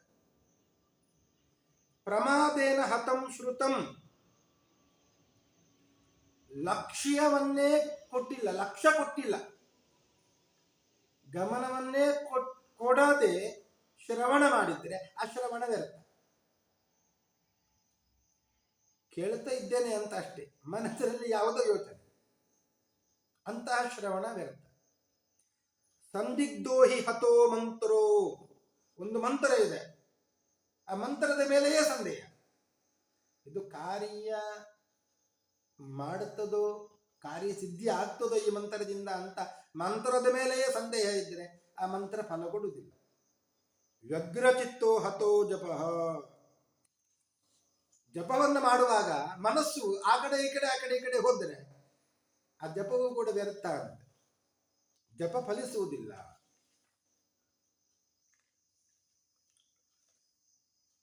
ಆದ್ದರಿಂದಲೇ ಇವರೆಲ್ಲ ಕೇಳಿದ್ದು ಹೌದು, ಆದರೆ ಈ ಪ್ರೇತ ಕೇಳಿದ ರೀತಿಯಲ್ಲಿ ಅವರು ಯಾರು ಕೇಳಲಿಲ್ಲ. ಶ್ರವಣ ಮನನ ನಿಧಿಧ್ಯಾಸನ ಎಲ್ಲವನ್ನು ಮಾಡಿದ್ದು ಪ್ರೇತ. ಆದ್ರಿಂದ ಈ ಪ್ರೇತವನ್ನ ಮಾತ್ರ ಕರ್ಕೊಂಡು ಹೋಗ್ತೇವೆ. ಈ ಪ್ರೇತತ್ವದಿಂದ ನಿವೃತ್ತಿಯಾದಂತಹ ದಿವ್ಯ ಪುರುಷನನ್ನ ಮಾತ್ರ ಕರ್ಕೊಂಡು ಹೋಗ್ತೇವೆ. ನಿಮ್ಮ ಸಾಧನೆ ಇನ್ನು ಮುಂದುವರಿಬೇಕು ಅಂತ ಹೇಳಿ ಆ ದಿವ್ಯ ಪುರುಷನನ್ನ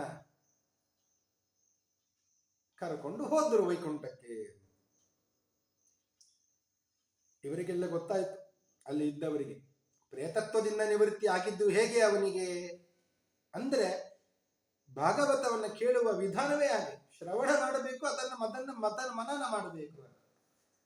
ಅದು ನಮ್ಮಿಂದ ನಡೆದಿಲ್ಲ. ಆದ್ರಿಂದ ಆ ಗೋಕರ್ಣದಲ್ಲಿ ಅಲ್ಲಿ ಬಂದವರೆಲ್ಲ ಕೇಳಿದ್ರು ಅಂತ ಮತ್ತೆ ನಮಗೆ ಹೇಳಬೇಕು ಅಂತ. ಶ್ರಾವಣೆ ಮಾಸಿ ಗೋಕರ್ಣ ಕಥಾ ಮೂಚೆ ತಥಾ ಪುನಃ. ಆಷಾಢ ಮಾಸದಲ್ಲಿ ಗೋಕರ್ಣ ಸಪ್ತಾಹ ಮಾಡಿದ್ದು. ಇದು ಯಾರಿಗೆ? ಪ್ರೇತತ್ವ ನಿವೃತ್ತಿ ಆಗಲಿಕ್ಕೆ ತನ್ನ ಅಣ್ಣನಿಗೆ ಮಾಡಿದ್ದು. ಮತ್ತೆ ಆಷಾಢ ಮುಗಿದು ಬಂದಿದ್ದು ಶ್ರಾವಣದಲ್ಲಿ ಮತ್ತೆ ಮಾಡಿದ್ದಾರೆ ಇವರಿಗೆಲ್ಲ. ಅವರೆಲ್ಲ ಈಗ ಮಾತ್ರ ಉಪವಾಸದಲ್ಲಿ ಇದ್ದು ಬಹಳ ಚೆನ್ನಾಗಿ ಕೇಳಿಕೊಂಡು ಕೇಳಿದ್ದನ್ನು ಒಳ್ಳೆಯ ರೀತಿಯಿಂದ ಮನನ ಮಾಡಿ ಅದನ್ನ ಧ್ಯಾನವನ್ನ ಮಾಡಿದ್ದರು. ಈಗ ಮಾತ್ರ ವಿಮಾನೈ ಸಹ ಭಕ್ತೈಶ್ಚ ಹರಿ ಆವಿರ್ಬಭೂವ, ಭಗವಂತನೇ ಬಂದ ಅಂತ ವಿಮಾನದಲ್ಲಿ, ನಿಮ್ಮನ್ನೆಲ್ಲ ನಾನು ಕರ್ಕೊಂಡು ಹೋಗ್ತೇನೆ ಅಂತ. ಎಂತಹ ಆಶ್ಚರ್ಯ! ಶ್ರೀಮದ್ ಭಾಗವತ ಶ್ರವಣಕ್ಕೆ ಎಷ್ಟು ಮಹತ್ವ ಇದೆ. ಅದನ್ನು ಶ್ರವಣ ಮಾಡಿದರೆ ಭಗವಂತನೇ ಬರ್ತಾನೆ. ಜಯ ಶಬ್ದ ನಮಃ ಶಬ್ದ ತತ್ರ ಸನ್ಬಹವಸ್ತದ, ಎಲ್ಲರೂ ಜಯ ಜಯ ಜಯ ಜಯ ನಮೋ ನಮಃ ನಮೋ ನಮಃ ಅಂತ ಜಯ ಶಬ್ದ ನಮಃ ಶಬ್ದವನ್ನೆಲ್ಲ ಉಚ್ಚಾರ ಮಾಡಿದ್ರು, ಗಟ್ಟಿಯಾಗಿ ಹೇಳಿದ್ರು. ಪಾಂಚಧನ್ಯ ಧ್ವನಿಂ ಚಕ್ರೆ, ಶಂಖವನ್ನು ಓದಿದ್ರು ಎಲ್ಲರೂ ಕೂಡ. ಗೋಕರ್ಣನ ಕೃಪೆಯಿಂದ ಎಲ್ಲರನ್ನು ಕೂಡ ವಿಮಾನದಲ್ಲಿ ಹತ್ತಿಸಿಕೊಂಡ್ರು, ಭಗವದ್ಧಾಮಕ್ಕೆ ಕರ್ಕೊಂಡು ಹೋದರು. ಹೀಗೆ ಗೋಕರ್ಣನ ಕಥೆಯನ್ನ ವೇದವ್ಯಾಸರು ನಿರೂಪಣೆ ಮಾಡಿದ್ದು.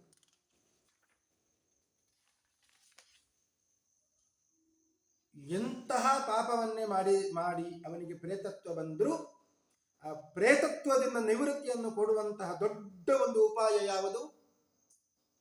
ಅದು ಶ್ರೀಮದ್ ಭಾಗವತ ಸಪ್ತಾಹ ಯಜ್ಞ. ಪ್ರೇತತ್ವದಿಂದ ನಿವೃತ್ತಿ ಆಗ್ತದೆ. ಪ್ರೇತ ಪೀಡೆ ಅಂದರೆ ಆ ಪ್ರೇತ ಪೀಡೆಯಿಂದ ಪರಿಹಾರ ಶ್ರೀಮದ್ ಭಾಗವತ ಸಪ್ತಾಹ ಯಜ್ಞದಿಂದ ನಡೆಯುತ್ತದೆ ಅಂತ ಹೇಳಿ ವೇದವ್ಯಾಸರು ಶ್ರೀಮದ್ ಭಾಗವತವನ್ನ ಸಪ್ತಾಹವನ್ನು ಹೇಗೆ ಮಾಡಬೇಕು ಅದನ್ನೆಲ್ಲ ಕೂಡ ಸ್ವಲ್ಪ ನಿರೂಪಣೆ ಮಾಡಿದ್ದಾರೆ.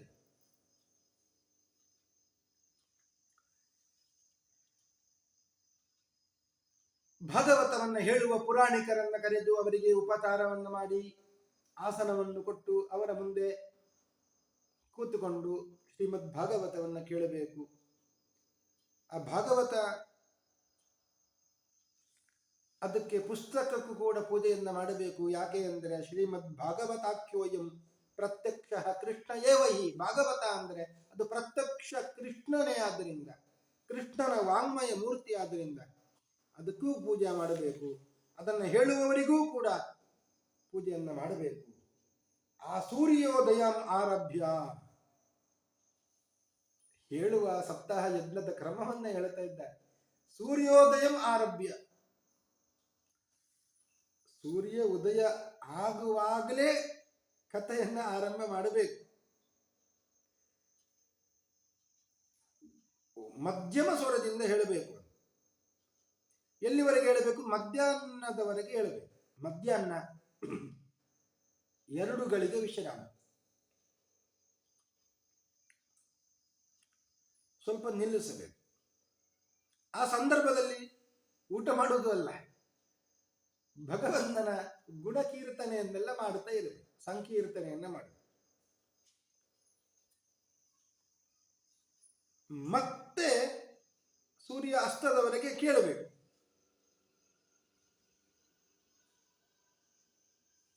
ಮಲಮೂತ್ರ ದಯಾರ್ಥಂ ಹಿ ಲಘ್ವಾಹಾರ ಸುಖಾವಹ. ಸ್ವಲ್ಪ ಏನಾದರೂ ತಿನ್ನಬಹುದಂತ, ಲಘು ಆಹಾರ ಫಲಾಹಾರ ಮಾಡಬಹುದು. ಯಾಕೆ? ಮಲಮೂತ್ರ ದಯಾರ್ಥಂ ಹಿ. ಬಹಳಷ್ಟು ತಿಂದ್ರೆ ಏನಾಗ್ತದೆ? ಮಲಮೂತ್ರಕ್ಕೆ ಹೋಗಬೇಕಾಗ್ತದೆ, ಅದು ಕಥಾಭಂಗ ಆಗ್ತದೆ. ಆದ್ದರಿಂದ ಅದರ ದಯಕ್ಕಾಗಿ ಉಪವಾಸದಿಂದ ಕೇಳಬೇಕು. ಇನ್ನು ಕೆಲವರಿಗೆ ಊಟ ಮಾಡದೇ ಇದ್ರೆ ಆಗುದಿಲ್ಲ ಅಂತ ಇದೆ. ಅಯ್ಯೋ, ಊಟ ಮಾಡದೇ ಇದ್ರೆ ಕೇಳುವುದು ಹೇಗೆ? ಅಂತವರಿಗೆ ಭೋಜನಂ ತೋವರಂ ಮನ್ಯೇ ಕಥಾಶ್ರವಣಕಾರಕಂ ನೋಪವಾಸೋ ವರ ಪ್ರೋಕ್ತ ಕಥಾ ವಿಘ್ನಕರೋ ಯದಿ.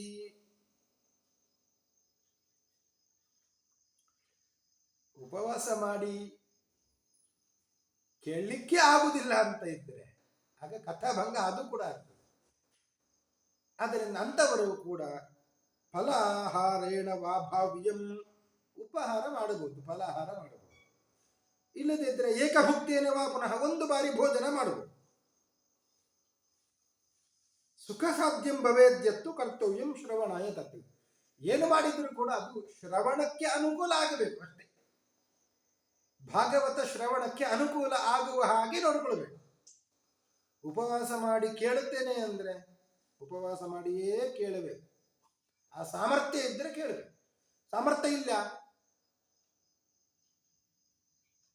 ಗಂಟಲಿನವರೆಗೆ ತುಂಬಿಸಿಕೊಳ್ಳುವುದಲ್ಲ, ಎಷ್ಟು ಬೇಕು ಅಷ್ಟು. ಉಪವಾಸದಿಂದ ಇರಲಿಕ್ಕೆ ಸಾಧ್ಯ ಇಲ್ಲ, ಕೇಳಬೇಕು. ಕೇಳಲಿಕ್ಕೆ ಎಷ್ಟು ಬೇಕು ಅಷ್ಟೇ ತಿನ್ನಬೇಕು. ಈ ರೀತಿಯಾಗಿ ಶ್ರೀಮದ್ ಭಾಗವತ ಸಪ್ತಾಹವನ್ನು ಮಾಡಬೇಕು. ಎಂಥವರು ಮಾಡಬೇಕು ಅದನ್ನು ಕೂಡ ಹೇಳ್ತಾ ಇದ್ದಾರೆ. ಅಪುಷ್ಪ ಕಾಕವಂದ್ಯಾಚ ವಂದ್ಯಾಯಾಚ ಮೃತಾರ್ಭಕ ಸ್ರವದ್ ಗರ್ಭಾಚ ಯಾ ನಾರಿ ತಯಾ ಶ್ರಾವ್ಯ ಪ್ರಯತ್ನತಃ.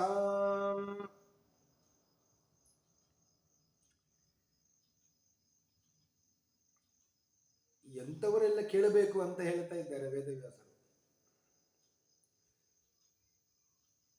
ಅಪುಷ್ಪ, ಅಪುಷ್ಪ ಅಂದ್ರೆ ಕೆಲವರಿಗೆ, ಸ್ತ್ರೀಯರಿಗೆ ರಜೋದರ್ಶನವೇ ಆಗುವುದಿಲ್ಲ. ಅಂಥವರು ಈ ಭಾಗವತವನ್ನು ಕೇಳಬೇಕಂತ ರಜಸ್ವಲಯರಾಗ್ತಾರೆ. ಕಾಕವಂದ್ಯಾಚ, ಕಾಕವಂದ್ಯ ಅಂದರೆ ಹುಟ್ಟಿದ ಕೂಡಲೇ ಮಗು ಹೋಗುವಂಥದ್ದು, ವಂದ್ಯ ಅಂತ, ಮಗು ಹೋಗುವಂಥದ್ದು. ಕಾಕವಂದ್ಯ ಅಂದರೆ ಒಂದೇ ಮಗು ಆಗುವಂಥ ಅಂಥವರು ಕೂಡ. ಹುಟ್ಟಿದ ಕೂಡಲೇ ಮಗು ಹೋಗುವಂಥವರು, ಮಗು ಸತ್ತು ಹೋಗುವಂಥದ್ದು ಅಂಥವರು ಕೇಳಬೇಕು. ಮತ್ತು ಕಾಕವಂದ್ಯ, ಒಂದೇ ಮಗುವಾಗಿ ಮತ್ತೆ ಮಕ್ಕಳೇ ಆಗೋದಿಲ್ಲ ಅಂಥವರು ಕೇಳಬೇಕು. ಯಾತ ಮೃತಾರ್ಭಕ ಸ್ರವದ್ ಗರ್ಭಾತಯ ನಾರಿ, ಇನ್ನು ಗರ್ಭಸ್ರಾವ ಆಗ್ತಾ ಇರ್ತದೆ, ಗರ್ಭಪಾತ, ಗರ್ಭಸ್ರಾವ, ಅಂತಹ ನಾರಿ ಅಂಥವರು ಕೂಡ ಇದನ್ನು ಕೇಳಬೇಕು. ಆಗ ಅವರಿಗೆ ಮಕ್ಕಳೆಲ್ಲ ಆಗ್ತಾರೆ. ದರಿದ್ರಶ್ಚ ಕ್ಷಯೀ ರೋಗಿ ನಿರ್ಭಾಗ್ಯ ಪಾಪಕರ್ಮವಾನ್ ಅನಪತ್ಯೋ ಮೋಕ್ಷಕಾಮ ಶೃಣುಯಾಚ್ಚ ಕಥಾಮಿಮಾಂ. ಬಡವರು ಕೇಳಬೇಕು, ದುಡ್ಡು ಆಗ್ತದೆ. ಕ್ಷಯ ಮೊದಲಾದ ರೋಗಗಳಿಂದ ಪೀಡಿತನಾದವನು ಕೇಳಬೇಕು, ಭಾಗ್ಯಹೀನನಾದವನು ಕೇಳಬೇಕು, ಸಂತಾನಹೀನನಾದವನು ಕೇಳಬೇಕು. ಅಂತೂ ಕೊನೆಗೆ ಎಲ್ಲಿ ಮೋಕ್ಷಕಾಮ ಶೃಣುಯಾತ್, ದೊಡ್ಡ ಫಲ ಇದು. ಧರ್ಮ ಅರ್ಥ ಕಾಮ ಮೋಕ್ಷ. ದೊಡ್ಡ ಫಲ ಯಾವುದು, ಪುರುಷಾರ್ಥ ಯಾವುದು ಅಂದ್ರೆ ಮೋಕ್ಷ. ಮೋಕ್ಷ ಬೇಕು ಅಂತ ಹೇಳಿದ್ದವರು ಕೇಳಬೇಕು, ಮೋಕ್ಷಕ್ಕಾಗಿ ಕೇಳಬೇಕು. ಹೇಳುವಾಗ ಜಯ ಶಬ್ದಂ ನಮಃ ಶಬ್ದಂ ಶಂಖ ಶಬ್ದಂ ಚ ಕಾರಯೇತ್. ಜಯ ಜಯ ನಮೋ ನಮಃ ಅಂತ ಹೇಳಬೇಕು. ಮತ್ತು ಸಂಕೀರ್ತನೆ ಇದನ್ನೆಲ್ಲ ಮಾಡಬೇಕು. ದಾನ ಧರ್ಮವನ್ನು ಮಾಡಬೇಕು. ಗೃಹಸ್ಥನಾದವನು ಕೇಳ್ತಾ ಇದ್ದಾನೆ ಅಂದ್ರೆ ಎಲ್ಲ ಆದಮೇಲೆ ಹೋಮ ಕರ್ತವ್ಯ ಕರ್ಮಶಾಂತಿಯೇ, ಕರ್ಮಶಾಂತಿಗಾಗಿ ಹೋಮವನ್ನು ಕೂಡ ಮಾಡಬೇಕು. ಹೋಮವನ್ನು ಮಾಡುವ ಕರ್ಮ ಏನು ಅಂದ್ರೆ ಪ್ರತಿ ಶ್ಲೋಕಂ ತು ಜುಹುಯಾತ್ ವಿಧಿನ ದಶಮಸ್ಯತ. ದಶಮಸ್ಕಂದದ ಪ್ರತಿ ಶ್ಲೋಕವನ್ನು ಹೇಳಿ ಆಹುತಿ ಕೊಡಬೇಕು. ಏನು ಆಹುತಿಗೆ ದ್ರವ್ಯ? ಪಾಯಸಂ ಮಧು ಸರ್ಪಿಶ್ಚ ತಿಲಾನ್ನಾದಿಕ ಸಂಯುತಂ. ಪಾಯಸ, ಜೇನುತುಪ್ಪ, ತುಪ್ಪ, ಎಳ್ಳು, ಅನ್ನ, ಈ ಮೊದಲಾದ ದ್ರವ್ಯಗಳಿಂದ ಆಹುತಿ ಕೊಡಬೇಕು. ಅಥವಾ ಹವನಂ ಕುರಿಯಾತ್ ಗಾಯತ್ರಿಯ ಸುಸಮಾಹಿತ. ದಶಮಸ್ಕಂದದ ಶ್ಲೋಕವನ್ನು ಹೇಳಿ ಕಷ್ಟ ಆಗ್ತದೆ ಅಂದರೆ ಗಾಯತ್ರಿಯ ಹವನಂ ಕುರಿಯಾತ್, ಈ ಬ್ರಹ್ಮ ಗಾಯತ್ರಿ ಮಂತ್ರದಿಂದ ಹೋಮವನ್ನು ಮಾಡಬೇಕು. ಯಾಕೆ ಅಂದರೆ ತನ್ಮಯತ್ವಾತ್ ಪುರಾಣಸ್ಯ ಪರಮಸ್ಯ ಚ ತತ್ವತಃ. ಶ್ರೀಮದ್ ಭಾಗವತ ಪುರಾಣ ತಾತ್ವಿಕವಾಗಿ ಗಾಯತ್ರಿ ಸ್ವರೂಪವೇ ಆಗಿದೆ. ಗಾಯತ್ರಿ ಸ್ವರೂಪವೇ ಆಗಿದೆ. ಆದ್ದರಿಂದ ಗಾಯತ್ರಿಯಿಂದಲೇ ಹೋಮವನ್ನು ಮಾಡಬಹುದು. ಹೋಮ ಶಕ್ತೌ ಬುಧೋ ಹೌಮ್ಯಂ ದದ್ಯತೆ ತತ್ಫಲ ಸಿದ್ಧಯೇ. ಕೆಲವರಿಗೆ ಹೋಮವನ್ನು ಮಾಡಲಿಕ್ಕೆ ಕಷ್ಟ ಸಾಧ್ಯ, ಅಂತವರು ಹೋಮದ ದ್ರವ್ಯವನ್ನು ದಾನ ಮಾಡಬಹುದು. ತೇನ ಸ್ಯಾತ್ ತತ್ಫಲಂ ಸಫಲಂ ಸರ್ವಂ ನಾಸ್ತಿ ಅಸ್ಮಾತ್ ಅಧಿಕಂ ಯತಃ.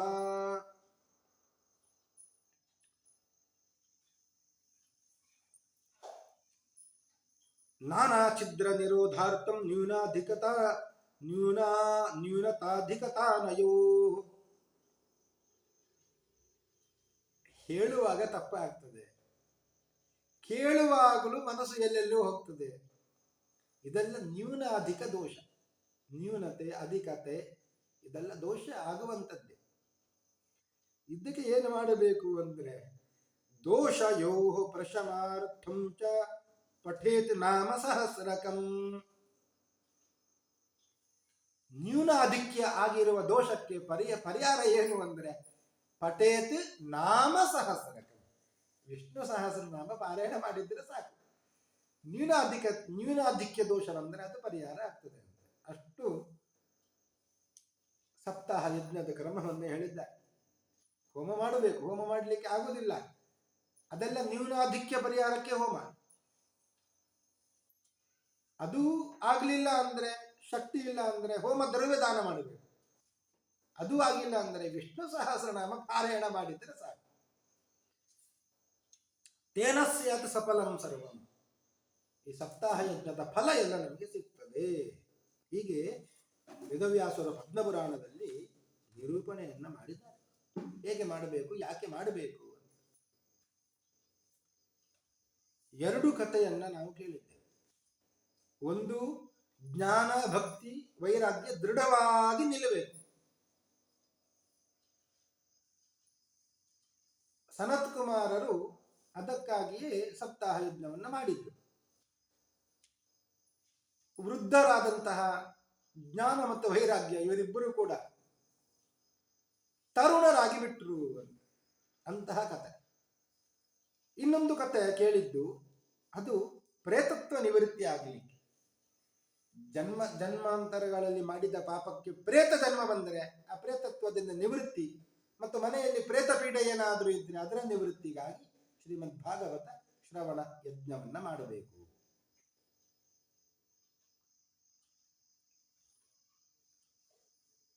ಇನ್ನೊಂದು ದೊಡ್ಡ ಪಾಪವನ್ನ ಮಾಡಿರುತ್ತೆ. ಆ ಪಾಪದ ಪರಿಹಾರ ಹೇಗೆ? ಅದಕ್ಕಾಗಿಯೂ ಕೂಡ ಶ್ರೀಮದ್ ಭಾಗವತ ಶ್ರವಣವನ್ನು ಮಾಡಬೇಕು. ಅದನ್ನ ಶುಕಾಚಾರ್ಯರು ಪರೀಕ್ಷಿತರಾದನಿಗೆ ಹೇಳಿದ್ರು. ಯಾವಾಗ ಹೇಳಿದ್ರು? ಆ ಕೃಷ್ಣ ನಿರ್ಗಮಾತ್ 30 ವರ್ಷಾಧಿಕಗತೆ ಕಲೌ ನವಮೀತೋ ನಭಸ್ಯೇತ ಕಥಾರಂಭಂ ಶುಕೋ ಕರೋತು.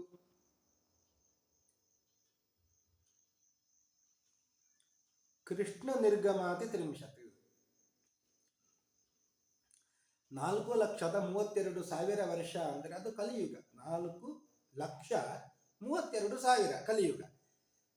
ಕಲಿಯುಗ ಪ್ರಾರಂಭ ಆಯಿತು. ಯಾವಾಗ ಪ್ರಾರಂಭ ಆಯಿತು? ದ್ವಾಪರದಲ್ಲಿ ಕೃಷ್ಣ ಅವತಾರ ಮಾಡಿದ್ದಲ್ಲ. ಈ ಕೃಷ್ಣ ಯಾವಾಗ ಪರಂಧಾಮಕ್ಕೆ ಹೊರಟು ಕೂಡಲೇ ಕಲಿಯುಗ ಪ್ರಾರಂಭ ಆಯಿತು. ಆ ಕೃಷ್ಣ ನಿರ್ಗಮಾತು, ಅವ ನಿರ್ಗಮನ ಮಾಡಿದ ಮೇಲೆ, ಪರಂಧಾಮಕ್ಕೆ ತೆರಳಿದ ಮೇಲೆ ಕಲಿಯುಗ ಪ್ರಾರಂಭ ಆಯಿತು. ಪ್ರಾರಂಭ ಆಗಿ 30 ವರ್ಷಕ್ಕೆ, ಇನ್ನೇನು 30 ವರ್ಷ ಪ್ರಾರಂಭ, 30 ವರ್ಷ ಆಗಿದೆ ಪ್ರಾರಂಭ ಆಗಿ. ಆಗ ನವಮೀತೋ ನಭಸ್ಯೇತ, ಭಾದ್ರಪದ ಮಾಸದ ಶುಕ್ಲ ಪಕ್ಷದ ನವಮೀ ತಿಥಿಯಿಂದ ಪ್ರಾರಂಭ ಮಾಡಿ ಹುಣ್ಣಿಮೆಯ ತನಕ ಪರೀಕ್ಷಿತರಾದ ಶುಕಾಚಾರ್ಯರ ಮೂಲಕವಾಗಿ ಭಾಗವತ ಶ್ರವಣವನ್ನು ಮಾಡಿದ. ಅದೇ ಭಾಗವತದಲ್ಲಿ ಕಥೆ.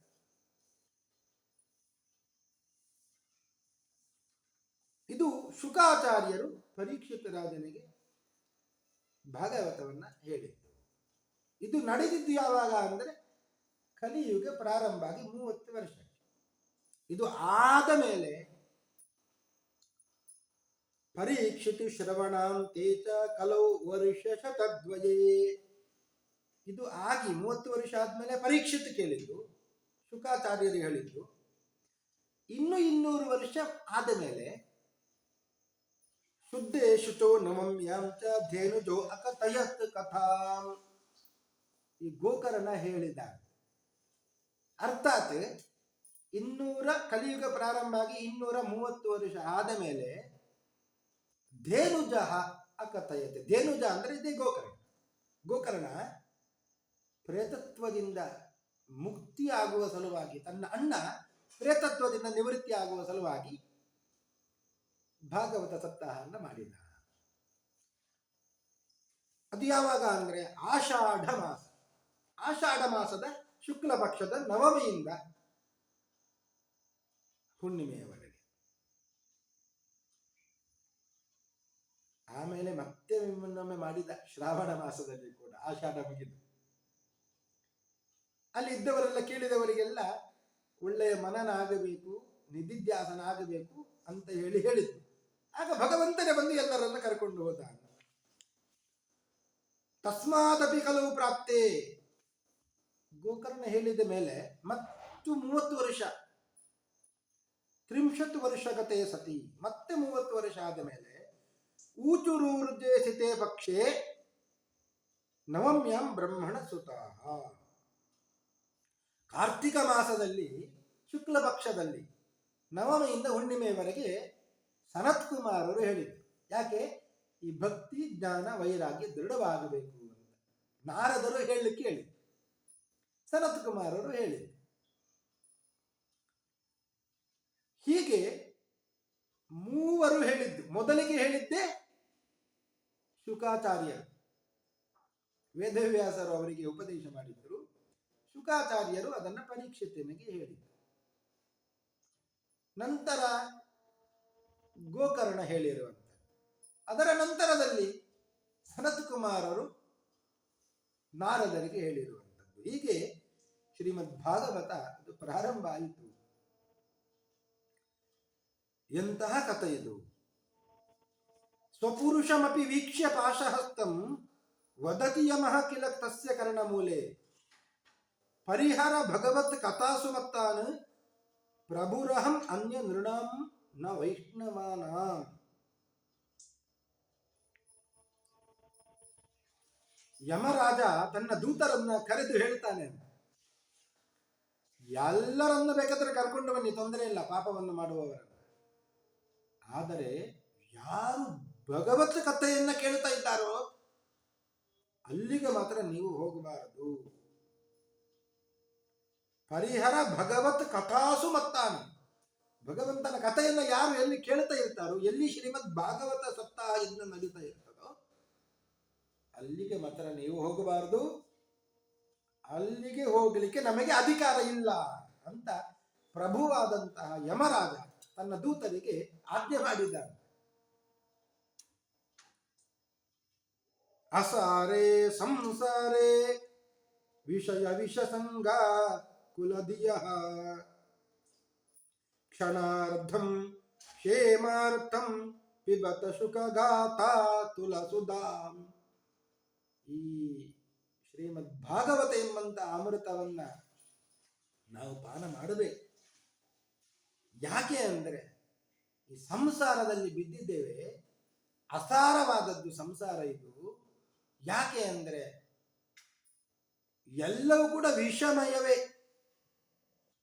ಯಾವುದು ಕೂಡ ನಮಗೆ ಒಳ್ಳೇದಾಗ್ಲಿಕ್ಕೆ, ಆತ್ಮ ಉದ್ಧಾರ ಆಗ್ಲಿಕ್ಕೆ ಇಲ್ಲ. ಆದ್ದರಿಂದಲೇ ಆತ್ಮ ಕಲ್ಯಾಣಕ್ಕೋಸ್ಕರವಾಗಿ ಕ್ಷಣಾರ್ಧಂ ಕ್ಷೇಮಾರ್ಥಂ, ಅರ್ಧ ಕ್ಷಣ, ಒಂದು ಕ್ಷಣ ಅಲ್ಲ, ಅರ್ಧ ಕ್ಷಣವಾದ್ರೂ ಈ ಪಿಬತ ಶುಕಗಾಥಾ ತುಲಾಮೃತ. ಶುಕಾಚಾರ್ಯರು ಹೇಳಿದಂತಹ ಶ್ರೀಮದ್ ಭಾಗವತಾಮೃತವನ್ನ ಪಾನ ಮಾಡಿ. ಕಿಮರ್ಥಂ ವ್ಯರ್ಥಂ ಭೋ ವ್ರಜತ ಕುಪತೆ ಕುತ್ಸಿತ ಕತೆ. ಬೇಡಬೇಡವಾದಂತಹ ಮಾರ್ಗದಲ್ಲಿ ಕುಕರ್ಮವನ್ನ ಮಾಡುತ್ತಾ ನಡೀತಾ ಇದ್ದೀರಿ. ಮತ್ತೆ ಕುತ್ಸಿತ ಕತೆ, ಬೇಡವಾದ ಕಥೆಯನ್ನೆಲ್ಲ ಕೇಳ್ತಾ ಇದ್ದೀರಿ.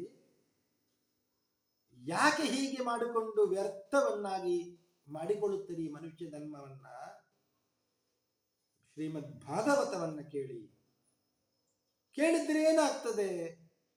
ಪರೀಕ್ಷಿತ ಸಾಕ್ಷಿ ಯತ್ ಶ್ರವಣಗತ ಮುಕ್ತ್ಯುಕ್ತಿ ಕಥನೆ. ಪರೀಕ್ಷಿತರಾದನೇ ಸಾಕ್ಷಿ. ಅವ ಕೇಳಿದ. ಯಾಕೆ ಕೇಳಿದ? ಎಂತಹ ದೊಡ್ಡ ಪಾಪವನ್ನು ಮಾಡಿದ್ದ. ಅಂತಹ ದೊಡ್ಡ ಪಾಪದ ಪರಿಹಾರ, ಅದಕ್ಕಾಗಿ ಶುಕಾಚಾರ್ಯರಿಂದ ಭಾಗವತ ಕೇಳಿದ. ಭೇದೇ ಖಗೇಂದ್ರ ಧ್ವಜಪಾದ ಮೂಲಂ.